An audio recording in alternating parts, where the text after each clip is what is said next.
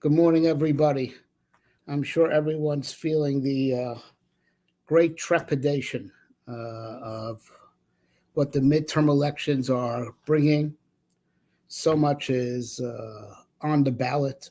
Now, I hate to sound like a politician, it's like a overused, and still there's so much on the ballot. But this time it's true.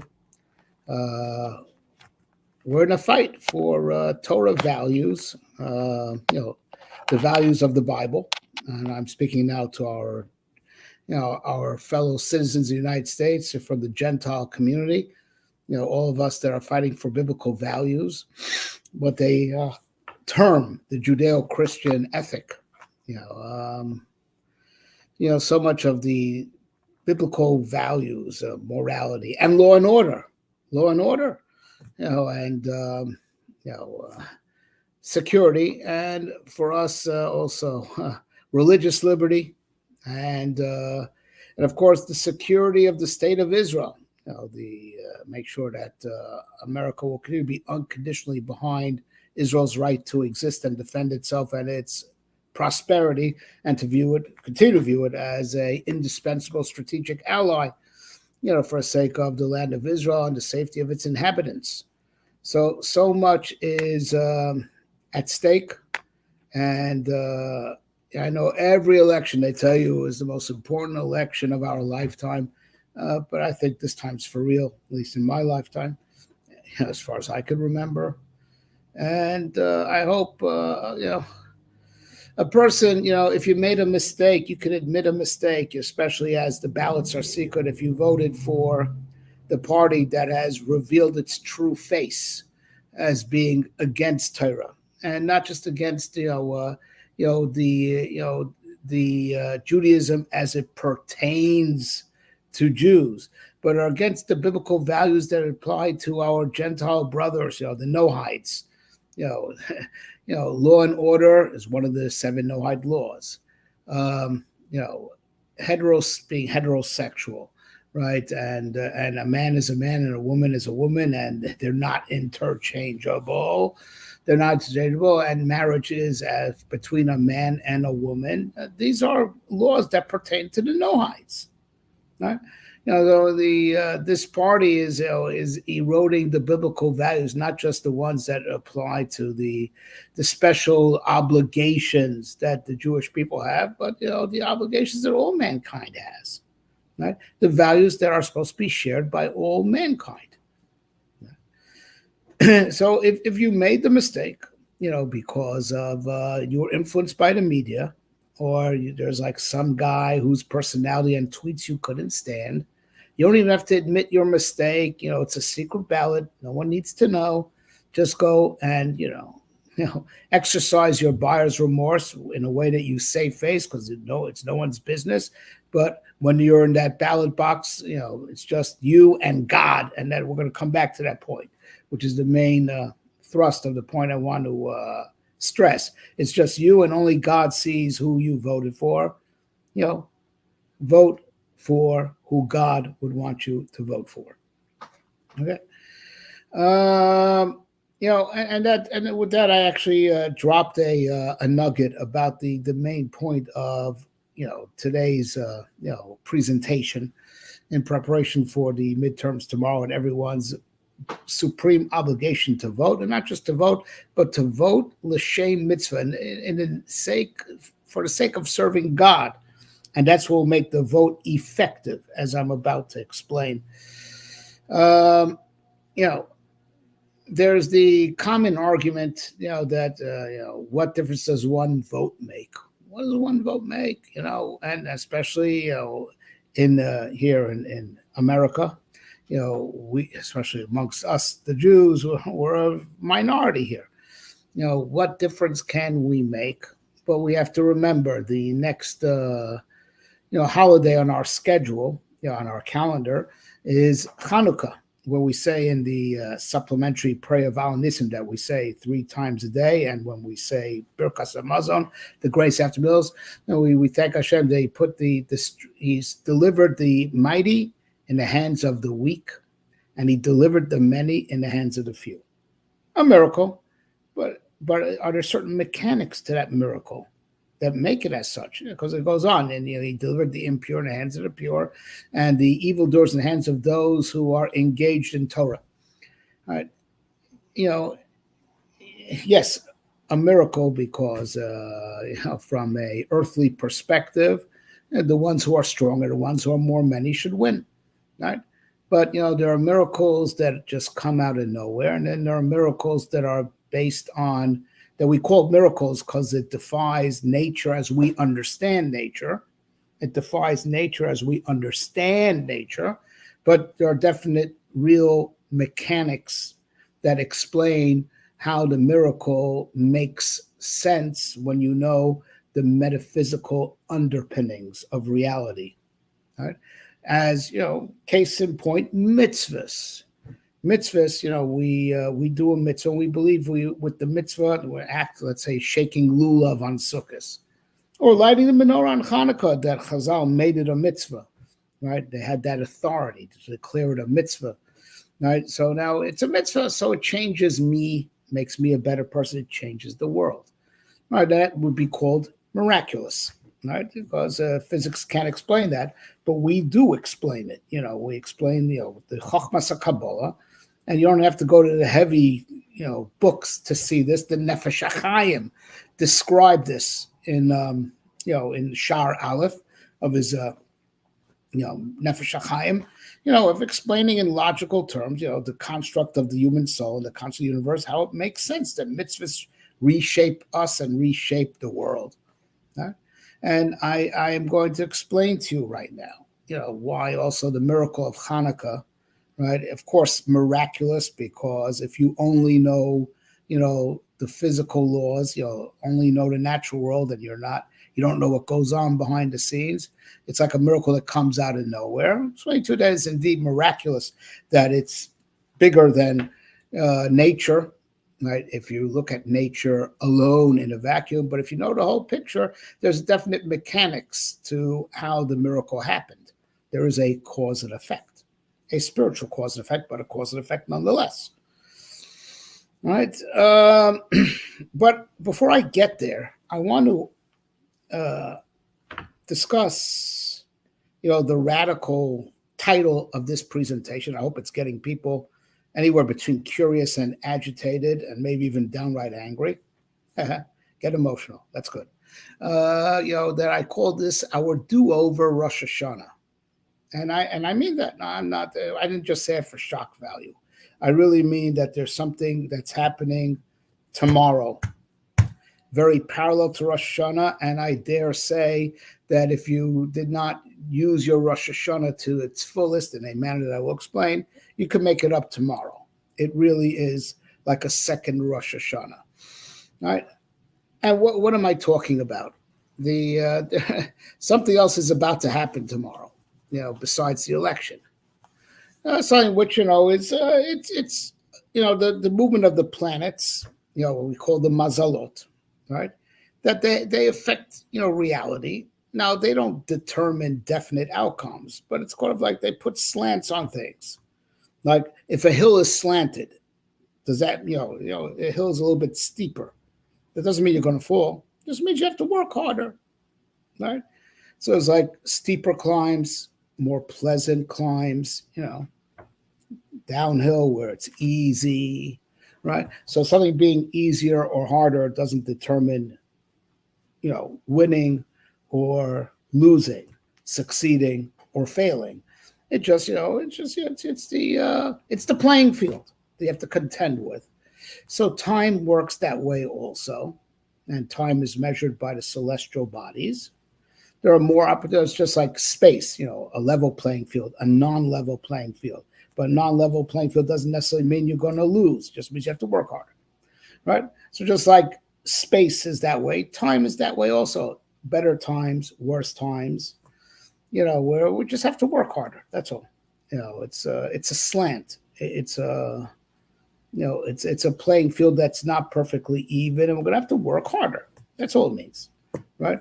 Certainly for us, the Jewish people, that Ein Mazel Yisrael, we could, if we do tshuva and if we work harder, we could transcend the mazal, right? But it's work.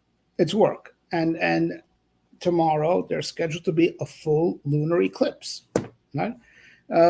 With a blood moon and a full, and both of them are not, not positive signs for the world in general and for the Jewish people in particular. Right. And, okay, again, this doesn't determine outcomes. It's just like the playing field has become a little bit more challenging and we have to work harder. So I was thinking to myself, just this morning, that that's all we need. We have such a consequential election where surely Midas Hadin, is definitely examining us whether we are worthy of,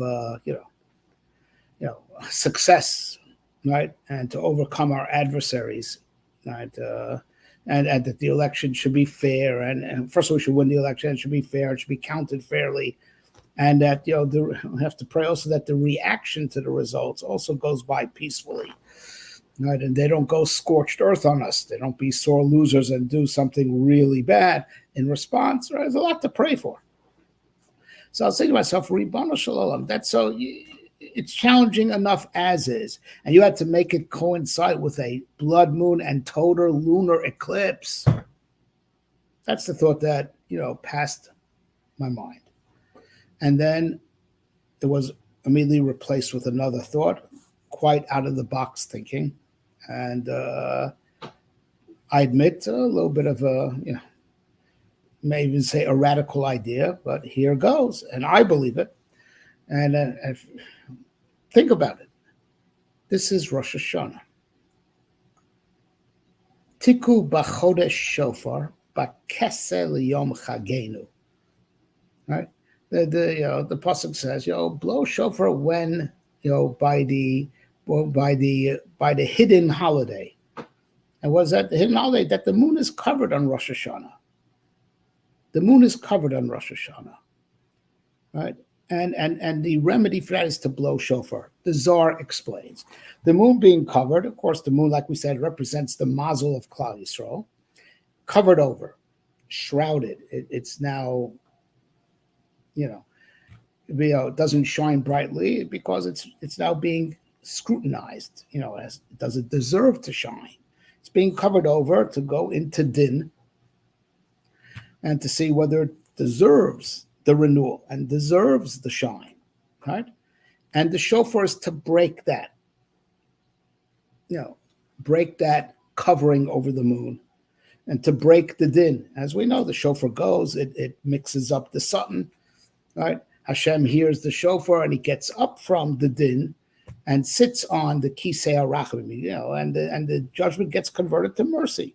So the bakeseh liyom chagenu, the covering of the moon, indeed represents din, right? That now Am Yisrael, that's Nimshal Levana, is now in darkness in the sense that they're in the shadow of din, whether they're being judged, whether they're worthy of emerging and shining forth or not, just like right now. Right, with the lunar eclipse, right? But there's an answer. There's shofar. Now, what does shofar mean? Right? So, without getting all Kabbalistic, everyone knows one of the simplest meanings of shofar. It's to coronate HaKadosh Baruch Hu. It's a coronation horn, right? Malchi shetamlichuni aleichem. Now, and also it's to coronate him. It's also our willingness to sacrifice everything for him. Just like by Yitzchak Avinu, when that's where the shofar was consecrated, to be this sign that we accept Hashem as our king and we're willing to sacrifice for him. That was the shofar Elo Shel Yitzchak, the shofar that came from the ram of Yitzchak. Right? So,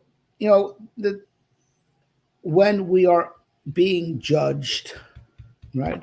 Our answer to the judgment is, well, you know what? Hashem is our king and we're willing to sacrifice for him. And that's the answer to the judgment. We're loyal citizens of God and we coronate him over our world and we're willing to fight to the death for it. That's mevatel all the dinim, right? That annuls all the judgment. Because what's there to judge? Loyal citizens willing to give everything for God. And then God indeed responds and reigns over the world. And then when God reigns over the world, there's God's law and order. The world is, besides having law and order, the world is full of all bracha and everything that we want to get, that we hope to attain. Right? So now I'm going to take it a step deeper. Right? And it's interesting. I actually said this idea quite a few, maybe 15 or 16 years ago, when I was a Maggid Shir in a Sephardi yeshiva in Eretz Yisrael. And it was election times. Now, in Eretz Yisrael, they're particularly politically active because they really feel, the Haredim, that they're fighting for their rights, and it's true. The yeshiva I was working in, a Sephardic yeshiva at the time, it was the end of the Zman, end of the winter Zman, and the guys were a little bit burnt out from learning, so they reinvigorate student life. They told us campaign for Shas. It was a Sephardic should say go for the Shas, right? The Sephardic Haredi party, and they were manning the phones, making code calls. Hello, Mrs. At Bocheret Shas, are you going to choose Shas? So I overheard one conversation going on in one of the phone calls, that the Menahel, like the administrative chief himself, joined the squad that was making phone calls, to drum up, votes for Shas. And so the woman who got on the line said, "Ani lo bocher, kulam ganavim.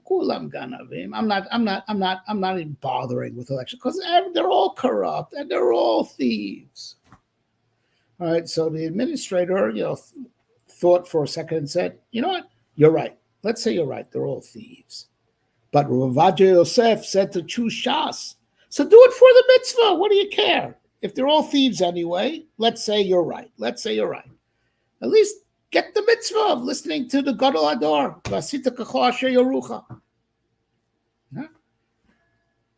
I heard the story, thought about it, and then it was, a day or two later, it's the end of the Zman, last day of winter Zman, and it was before the elections, but they said, give a shmooze, a sicha, they called it. Give a shmooze, about, Ben Azmanim and the elections, think of something, And I told this story about how the yeshiva administrator, got him and said, do it for the mitzvah. And I said, Haisha zeh diber beruach hakodesh. This man spoke with divine inspiration, right? He's damn right. Pardon my French, right? Damn right. Because what can we really change?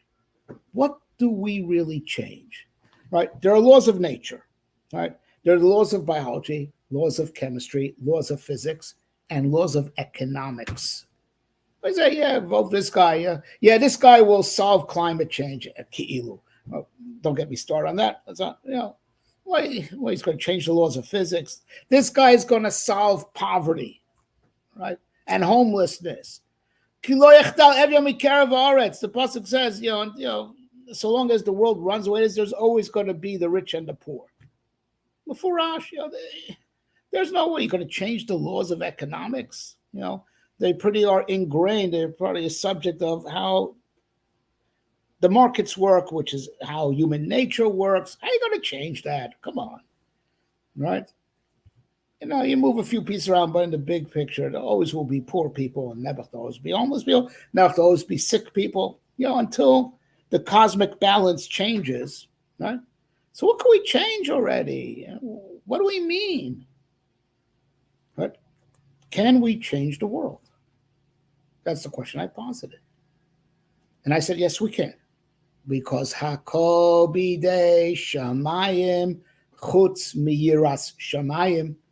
Everything is in the hands of heaven except for fear of heaven, which refers to our free will, but not, choices, like between free will that comes out from the neshama, which only comes out by mitzvahs, as the Rambam in his Shemot Prakim creates the equation. If it's a mitzvah, there has to be free will, right? Otherwise, how God command you?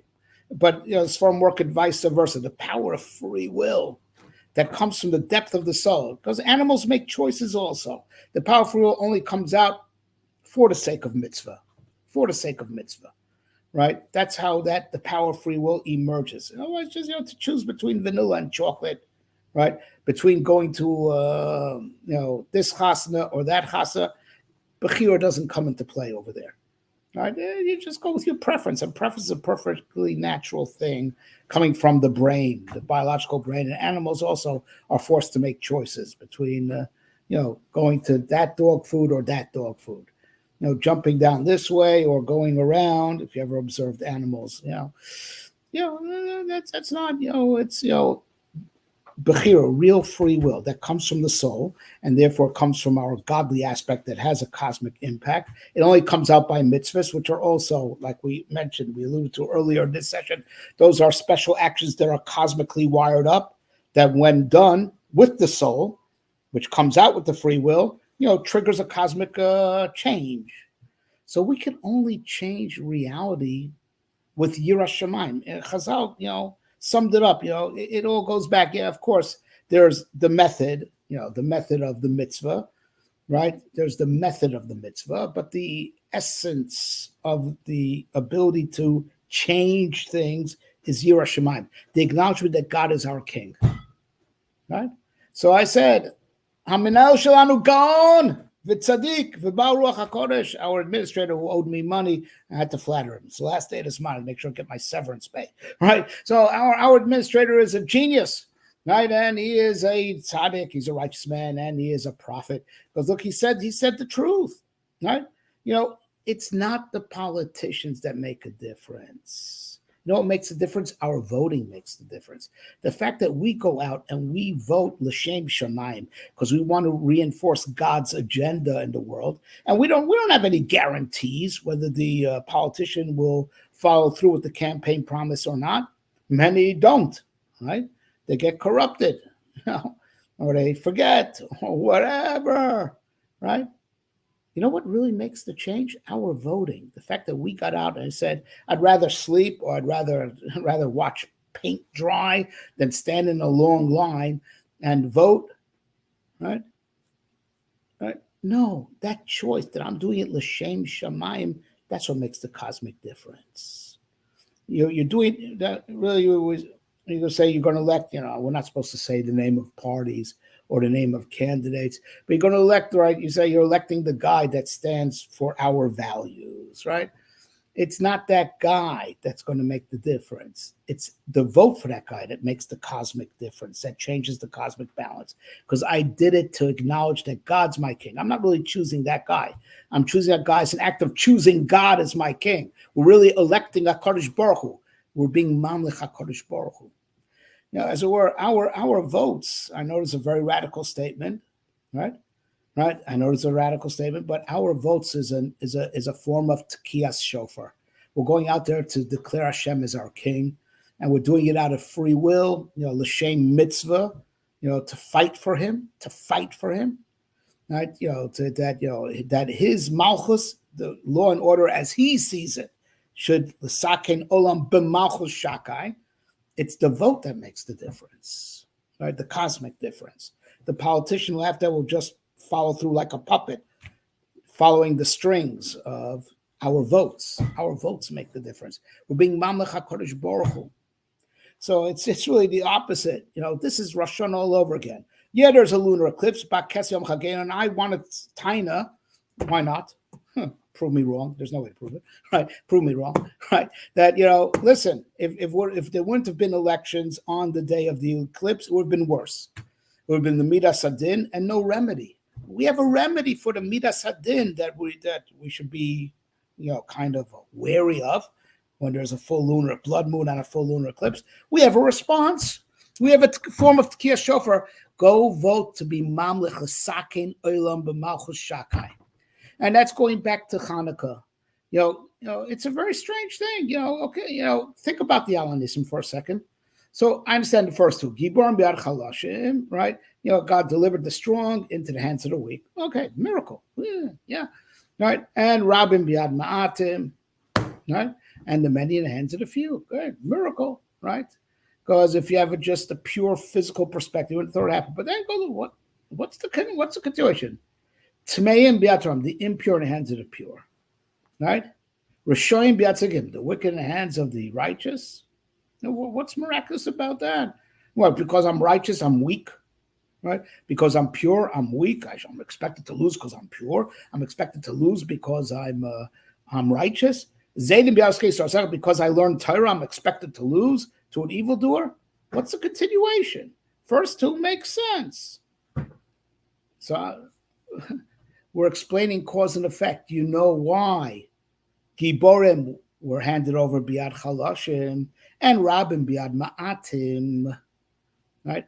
Because those two, the mighty in the hands of the weak, physically weak, right? And the many in the hands of the few, it's probably because the impure gets handed over to the pure, right? The impure is the many. Right? There are very few people that are pure. But the pure wins over the impure, right? Because that's what could change. What's malleable about reality is the mitzvahs that we do. Purity changes. So because we were pure and they were impure, that's why the many fell into the hands of the few. And because we learned Torah, right? And that's our real strength, right? That's the real strength. That's our superpower, our Torah, right? That's why the evildoers were handed over, right? So yeah, it's a miracle in the sense that, just looking from a physical perspective, there's no explanation. But when you know the metaphysics of how, the power of Torah and Yiras Shamayim and fighting for HaKadosh Baruch Hu twists and refashions reality, like silly putty, we could refashion reality, right? With the power of Yiras Shamayim and all Torah and mitzvahs. Yiras Shamayim being the baseline. It's alluding to the Zohar and Daf Yud Aleph in the Hakdamas HaZohar to Bereshis. Yiras Shamayim is baseline to get into mitzvahs and Torah. It's the Tara, La'ala Goy Memenusa. It is the gateway to get in to the covenant and to all faith. So that's why Chutz Yiras Shamayim, because that's the gateway to all the koach of Torah and mitzvahs that bend reality like silly putty. We can refashion and fix the world and change the world. So I say, go out and vote. Just do it l'shem mitzvah. And yeah, it's hard. It's difficult. Just the opposite. What difference does it make? No, because it's being done l'shem mitzvah, even though you're just one guy. Rabim biad ma'atim. I'm not a big political influential figure. Giborim biyad chalashim. Why? Because you're tahor, because you're Isaac and Torah, because you're doing l'shem mitzvah, because you're doing for HaKadosh Baruch Hu. Your vote that you do l'shem shamayim outweighs 1,000,000 votes of people coming to vote, just for the sake of expanding their taiva and bringing hashchasa to the world. Right? There's a time of Ram, that indeed even a few votes, right? Even a few votes from the pure, from the Oiskim Batayra, right? From the Tzadikim, right? The Tahirim, the Oiskim Batayra, right? Our votes make the cosmic difference, right? So you might ask, well, you have to tally up the votes. It's a numbers game. No, but our votes l'shem shamayim cause a cosmic reverberation, and it'll influence a lot of Gentiles that, are on the fence, but really want to do the right thing and may not have made up their mind yet. And then all of a sudden they get a jolt. You know what? I'm going to go vote for this party and these candidates that represent biblical values. And it came from us because we were boch l'shem shamayim. That's our form of Tkiyah Shofar. That's what's going to be Ma'avir the Dinim to Rachamim. And that's what's going to cause an influence of Tikun, right? And have a cosmic influence of, that V'yedu, right? Yakir V'yedu Kol Yoshvei Tevel, right?